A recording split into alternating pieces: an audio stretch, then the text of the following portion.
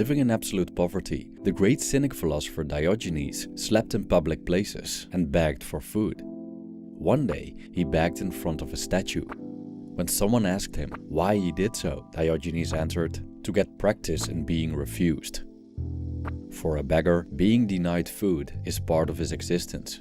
Even though this experience can be painful, he'll starve if he doesn't face it. But if he trains himself to become indifferent towards it, he'll have no problem asking people for food and might even get it.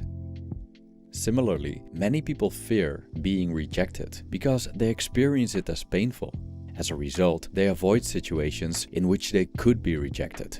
And so, they rather not apply for jobs that might be out of their league, avoid asking out a romantic interest when there is a possibility of refusal, which is always the case, and never ask friends to hang out, as they might turn down the offer. But when we fear rejection, what do we fear? Is it the disapproval from other people? And if so, why do we care so much about that? Or could it be that we fear the idea of being inadequate? This video explores the experience of rejection and several philosophical ideas that could help us overcome it.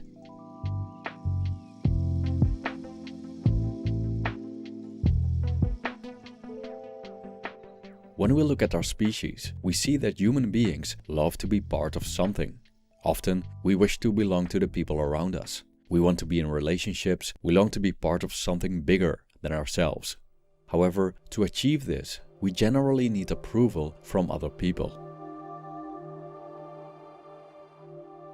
Other people determine whether or not we're good enough to be part of the group. We experience this phenomenon in the playground when we're small children, when the other children have to assess if we're good enough to join a game of hide and seek. Later, the popular kids decide who sits at their table during lunch break. And when we're adults, other people decide if we're qualified for specific jobs, the right fit for certain social groups and settings, and even if we're eligible for a romantic relationship. And thus, if we want something in life that requires other people's approval, we'll eventually face rejection. In many cases, rejection is based on logic and reason. For example, rejection is an expected and reasonable outcome if someone in a wheelchair applies for being a professional soccer player. Or when someone without any relevant education, work experience or skills wishes to become the CEO of Google, rejection is inevitable. In such cases, we're simply not skilled enough for the task. In many other situations, rejection doesn't always seem fair. People may reject us for flimsy reasons, like clothing style, even though we would be highly compatible in other areas. Despite sharing many interests, potential friends may dislike us because of our looks. A nightclub may deny us entrance for the same reasons, even though we could have been long-term customers. A company may choose another candidate based on physical features rather than skills and experience. Despite the superficiality and irrationality of people's judgments, those who face rejections often feel personally humiliated. Being rejected by those we're romantically interested in leads to feelings of inadequacy. When people reject us, we believe we're not good enough. The more rejections, the stronger this idea becomes. But according to Schopenhauer, we make a mistake if we take too seriously the judgments of other people. I quote, "What goes on in other people's consciousness is, as such, a matter of indifference to us. And in time we get really indifferent to it when we come to see how superficial and futile are most people's thoughts, how narrow their ideas, how mean their sentiments, how perverse their opinions, and how much of error there is in most of them. When we learn by experience with what depreciation a man will speak of his fellow when he is not obliged to fear him or thinks that what he says will not come to his ears. And if ever we have had an opportunity of seeing how the greatest of men will meet with nothing but slight from half a dozen blockheads, we shall understand that to lay great value upon what other people say is to pay them too much honor." End quote. Rejection isn't just about us, it's also about those rejecting us. Rejection isn't always based on facts, reason and logic, but often on people's opinions and feelings. People's opinions are often irrational or plain stupid. So, if someone rejects us, we may want to remind ourselves of Schopenhauer's words. If we look at rejection from a Stoic point of view, we'll discover that the pain of rejection originates from a wrong attitude towards the world. Rejection means that we don't get what we desire, which is the acceptance and approval of others. So when we fear rejection, we fear not getting a specific outcome. For example, a man approaches a woman in a bar because he desires to be with her. But if he approaches her and clarifies his intentions, there's a risk of rejection, meaning that the woman isn't romantically or sexually interested in the man. If that happens, the man doesn't achieve the desired outcome. Stoic philosopher Epictetus explained that we should be careful with desire and aversion. If we don't get what we desire, we feel disappointed. And if we encounter what we're averse to, we experience distress. Hence he advises us not to desire things to happen as we wish, but as they happen. Doing so neutralizes the pain that usually follows after rejection, because we don't dread rejection, but welcome it. We wish for things to happen as they happen. Moreover, we could say that rejection is impossible if we don't want to get something out of the situation in the first place. Suppose we simply approach someone just to approach, without any expectation or desire for more. There is no rejection if that person doesn't want to talk to us, because we have already achieved what we wanted to do, namely the approach itself.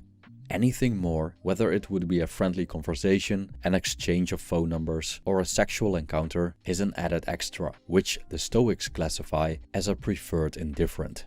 According to the Stoics, a preferred indifferent is nice to have, but unnecessary to be happy, and it's not in our control and therefore unreliable.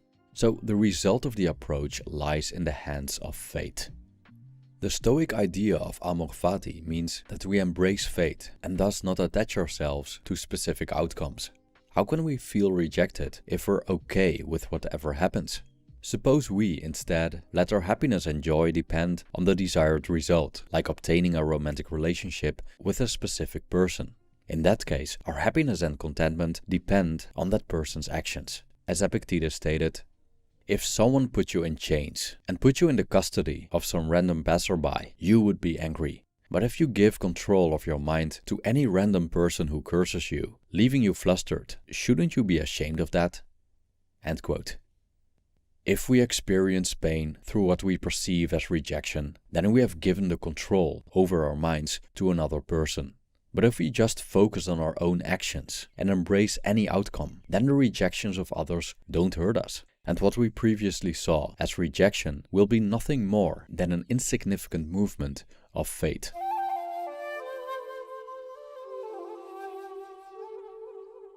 Is there an advantage in every disadvantage?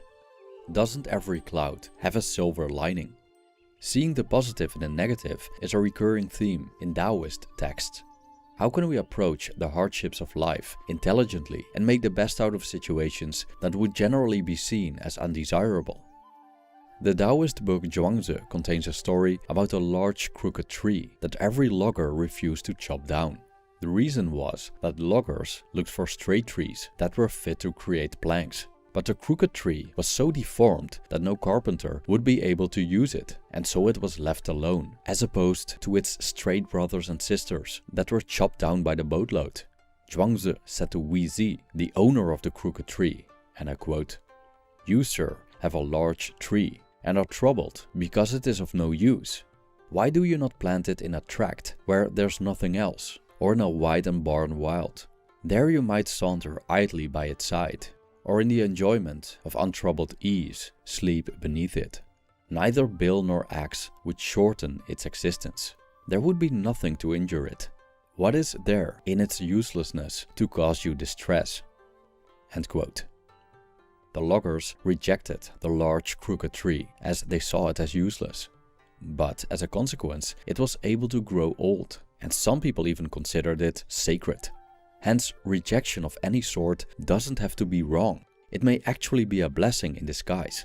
For example, a girl rejects a boy solely based on his clothing style, even though he has a lot in common with her in terms of personality. On the one hand, the boy is disappointed because the girl he likes isn't romantically interested in him. On the other hand, the rejection saved him from being with a shallow person, which could have led to more disappointment and other forms of suffering in the future. Or let's say someone not so smart or talented is mostly passed over and thus misses most opportunities that more intelligent, capable and talented people get. On the one hand, we could see this as unfortunate.